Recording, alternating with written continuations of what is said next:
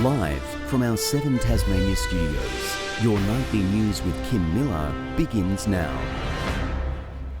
Good evening, everyone. Well, first tonight, the owners of 2 Launceston pharmacies have been left devastated after thieves broke into their stores using a crowbar last night. Police are now searching for multiple assailants who they say stole medication and cash. A brazen attack which lasts less than 2 minutes. A hooded individual uses a crowbar to pry open the door just after 9 o'clock last night. Upon entry, the assailants know what they're looking for, going directly behind the counter and clearing out the pharmacy's cold and flu medication. The owner left devastated. Angry and very disappointed. We've spent a lot of time and money invested in the business and building it up. We're really proud of what we've brought to the Youngtown community, and for someone to do this is really quite upsetting. The damage bill is estimated to be tens of thousands of dollars, but the owner says the situation could have been much worse. If we'd been shut down for a period of time, it could have impacted severely on people's health. We understand that we're in quite desperate and tough times, but this is definitely not the way to go about it. After fleeing the Youngtown pharmacy, the assailants then came here to Trevellyn Pharmacy, where police say they stole a quantity of medication and cash. The pharmacy's door smashed and pried open, causing extensive damage. Police are searching for those involved. At this stage, we're still going through the CCTV footage to see if we can identify any persons. At this stage, we think we're looking for 2, possibly 3 offenders in relation to both the burglaries. Anyone with information is urged to contact Crime Stoppers. Elizabeth O'Neill, 7 Tasmania News. Let's turn to the evolving coronavirus situation in Victoria now. Melbourne City is going back into lockdown in a desperate attempt to contain a second wave. Our reporter Michelle Wisby is following developments and joins us live. Michelle, good evening. Now, what's the reason for the new restrictions? Kim, the number of new cases in the Melbourne metropolitan area is growing by the day. Late this afternoon, the Premier there warned the state is on the cusp of something very bad if they don't take these new steps. A stay-at-home order will come into place from tomorrow night. School holidays are being extended and regional travel locked down. As well as that, New South Wales Police are descending on the border with Victoria, and they'll be closing it to all non-essential travellers in just 6 hours. Preparing for a border shutdown. Hard closures coming into effect at midnight, with Victoria today reaching yet another unwanted milestone, 191 new coronavirus cases. Residents now facing tougher restrictions than ever before. There is simply no alternative other than thousands and thousands of cases and potentially more, many people in hospital, and the inevitable tragedy that will come from that. Forcing Greater Melbourne into lockdown for the next 6 weeks. From midnight tomorrow, residents only allowed to leave their homes for 4 reasons: food and supplies, work and education, exercise and to give care. School holidays also extended, keeping most students at home while the government works out what to do next. We've got no choice but to take these very difficult steps. 650 police, bolstered by 350 defence personnel, descending onto the New South Wales border, questioning all who try to cross without a permit, monitoring roads, bridges and waterways, and patrolling the skies using aerial surveillance and drones. The raising of one of the largest joint operations that Police in New South Wales, Emergency Services and the Australian Defence Force have ever made. We'll have powers to issue a fine, or on-the-spot fine, or charge people, and they could be liable to $11,000 fine and 6 months imprisonment. If you want to do the wrong thing, you will be caught. And as the outbreak grows, there's calls to ramp up security here in Tasmania. Labor wants mandatory testing of essential workers who currently don't have to quarantine when they enter the state. Essential travellers who have an exemption, who don't need to quarantine, don't need to be tested, and they're travelling around Tasmania as we speak. Given the concerns about what's happening in Victoria, that should be reviewed. All matters are considered to keep Tasmanians safe.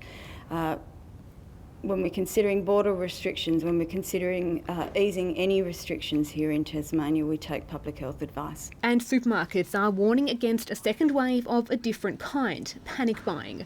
Despite a growing cluster at a Victorian distribution centre, Coles assuring this won't impact Tasmanians, removing all purchase limits today, with a new shipment of food about to arrive to our shelves. Now, Michelle, amid the Victorian border restrictions, you have some exclusive news on the effect on Tasmanian flights.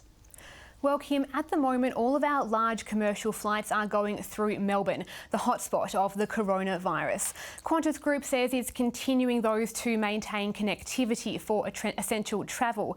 But late today confirmed to 7 Tasmania, Jetstar will launch direct flights from Tasmania to other destinations from next week. From next Wednesday, the airline will relaunch flights from Hobart to Adelaide and to Brisbane, and will add services from Launceston to Brisbane. That's several weeks earlier than we were expecting, especially with our penciled-in border opening date being the 24th of July. Looking at the full list, we're also expecting Jetstar to add flights to Sydney and one from Launceston to Melbourne. Qantas is set to return to Hobart with its own Sydney service.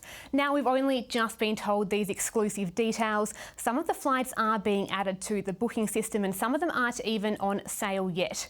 But Kim, I'm sure that will be some exciting news tonight for Tasmanians looking to visit family and friends across the country. Tasmanian rescue crews are reporting a spike in calls for assistance from our national parks. As Tasmanians flock to nature after COVID restrictions, authorities are warning people to be aware of our changing weather conditions and, if going out on a bushwalk, be prepared. A delicate rescue mission, winching an injured man from the Horwell Gorge to safety. One of many recent close calls in Tasmania's hiking spots. Yeah, certainly over the last 4 weeks we have been kept busy. A combination of people going out sustaining minor injuries whilst they're undertaking activities, or becoming lost or overdue. Just yesterday, a 62-year-old man called for help stuck in Southwest National Park as demand for rescues increases, with parks reopening after COVID-19 shutdowns.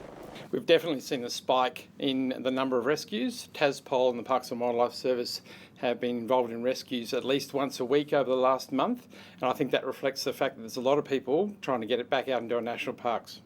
The harsh and unpredictable elements said to be a major risk.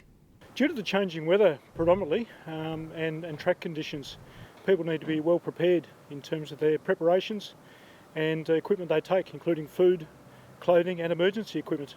You can set out on a sunny day and within a matter of minutes the weather can change to be freezing cold conditions, so you need to be prepared for any event. Meanwhile, the influx in hikers has led to damage spotted on tracks. Some Tasmanian walking tracks are extremely fragile and you certainly wouldn't want to see lots of people on them, and where those sort of areas are heavily used, they need boardwalk. While shelters at some facilities are remaining closed until further notice. The huts on the overland track aren't open just yet, and also Frenchman's Cap track hut is closed, but we're hoping with the COVID restrictions gradually easing to be able to re-allow some people back into those huts in the near future. Ruby Kamane, 7 Tasmania News. A fishing experience using helicopter access at Lake Malbina is one step closer. Environmentalists took the case to the Supreme Court, fighting the project's conditional approval. Today, the court released its decision, saying it couldn't detect any errors with the outcome. We're very disappointed by the decision. There is some possibility of further legal challenge, but whether we want to pursue that is something we need to make our minds up on. In a statement, proponent Wild Drake said it looks forward to sharing some of Tasmania's amazing wild places with a broader audience. The Hobart City Council is proceeding with plans to lower speed limits to 40 kilometres an hour in the CBD and key retail precincts, including dining areas in North Hobart and Lenna Valley. Under the plan, limits would drop from 50 kilometres an hour to 40 between 7 a.m. and 7 p.m. Monday to Thursday and 7 a.m. to 10 p.m. Friday to Sunday. It's really important that they are people friendly and that they are safe, and we know that dropping the speeds to 40 kilometres an hour in those streets will make them a safer, more people friendly place.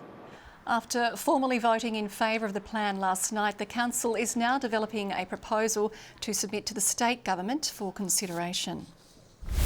Plans for a mega $75 million housing project have been proposed for the northwest coast.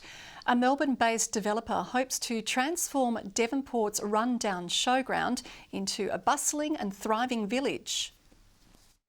For more than a century, this showground has brought the community of Devonport together. The showground's been part of Devonport's history for quite a long time, and all of us have very fond memories of attending events of all sorts here. A new lease on life is now on the cards. Developer Simon Want has unveiled plans to transform this 10-hectare site into a major estate, filling the gap in the region's housing stock shortage. There's a need for a different mix of homes. So, smaller properties for younger kids moving out of home for the first time, professionals coming back to the state. And that can fit in really nicely into a really interesting mix of different housing types and housing sizes. A health precinct with GPs, allied health and pharmacies and things like that to support those people living on the site. But Simon has stressed he wants to keep the site's past intact. And we've tried to assure people that we'll retain that history in the heritage of the site and sort of those, the way we do things like name the streets and name the buildings. The Executive Committee of DAPS are really excited with the proposal that the developers have put forward. That was part of the reason we decided to go with them as purchasers of the property. We really love the diversity and the opportunities. There is a major barrier standing in the way of this development. Tas Racing says it has a lease to use the showgrounds until 2040, with weekly greyhound races taking place and more than 50 trainers using the facility. We're very committed to finding a suitable transition from them to find new homes and new infrastructure for racing in the northwest. Community consultation will take place over the next 6 weeks before the developer finalises his application. Letitia Wallace, 7 Tasmania News. The Newnham Bikeway is receiving a facelift, with the Launceston City Council undertaking a waterway remediation project. It's aimed at preventing future erosion, with extremely muddy conditions impacting the ability for locals to use the area and inhibiting wildlife. It will create a really beautiful urban waterway that the school and the community groups around here can use. We'll hope to get some better pathways in, and it creates habitat as well. The council is currently working on the first part of the multi-stage project. It's not known how much it will cost. Well, new health and safety figures released under a right to information request have revealed only 21 of 38 Tasmanian workplace fatalities were investigated by the regulator WorkSafe since 2014. Currently, legislation doesn't require the regulator to intervene when it falls under the jurisdiction of police or aviation authorities. Unions say fatalities should always be investigated regardless of the circumstances, and are concerned it isn't happening due to a lack of resources. That is uncompromising. We shouldn't have workers dying on the job at all. One death is too many, and when there is a fatality, it should be a priority of the regulator to investigate immediately. I have every faith in WorkSafe Tasmania making the assessment of the seriousness of cases when matters need to be investigated, and in the case of fatalities, they will always investigate where they're the principal authority. The government says it employed an additional 5 safety inspectors earlier this year. Well, as TSL teams prepare to lock horns in this weekend's season opener, 2 sides will have an extra special motivation at heart. Lauderdale and Clarence will compete for the Stay Chatty Cup, raising important funds and awareness for mental health. I do hope that behind quiet doors they are learning more about how they can help themselves or someone else who's going through a difficult time, so it's a really good reminder for that this weekend. The Roos expect star recruit and former Essendon forward Josh Green to miss the match as he recovers from a broken nose. Premier League hockey players have run out on the turf for the first time since the shutdown. It was around like never before, with car park warm-ups, subdued goal celebrations and an appearance from a Kookaburras veteran. In their first game in almost 4 months, the Diamondbacks quickly put to bed any suggestion of cobwebs. Forward Lauren Smith bagging 2 goals in a 5-0 romp of Canterbury. It's good to get back there and have a chance to have such a strong win under our belts. Modified goal celebrations, just one of a raft of unprecedented changes surrounding hockey's homecoming. We have to warm up in the car park, so obviously that structure has been a bit different. We've got sort of higher levels of hygiene standards we need to adhere to, and in terms of cleaning. Australian co-captain Eddie Ockenden, a high-profile inclusion for the Northwest graduates in the Southern Premier League's return.